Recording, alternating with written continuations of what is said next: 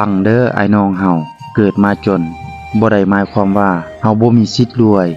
เกิดมาจนมันบ่แม่นความผิดของเฮาแต่ถ้าหากตายทั้งที่ยังจนนั่นต่างหากคือความผิดพลาดของเฮาเกิดมาจนบ่ได้หมายความว่าเฮาบ่สามารถรวยได้ตราบใดที่เฮายังมีมือมีตีนมีสองแขนสองขามีหนึ่งร่างกายที่สมบูรณ์แบบนี่แหละคือองค์ประกอบสู่ความสำเร็จสู่ความร่ำรวยของเฮาถึงแม้นว่าเฮาเกิดในครอบครัวที่ยากจนนี่บ่ได้หมายความว่าเฮาบ่มีสิทธิ์รวยเกิดในสถานะแบบใดก็ได้ขอแต่เฮาอดทนดุมันในมือใดมือหนึ่งเฮาก็สามารถมั่งคั่งร่ำรวยได้ยิ่งจน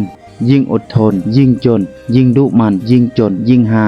ยิ่งจนยิ่งสร้างยิ่งจนยิ่งพัฒนามือใดมือหนึ่งเฮาก็มีทุกอย่างที่เราต้องการได้คือกันความจนมันเป็นสิ่งที่ยานแต่ถ้าเฮาบ่ยอมแพ้มันความจนมันหนีไปจากเฮาได้อย่างแน่นอนความรวยมาแทนที่ถ้าเฮามีความอดทนต่อกับอุปสรรคต่างๆในชีวิตความรวยมาแทนความจนแน่นอน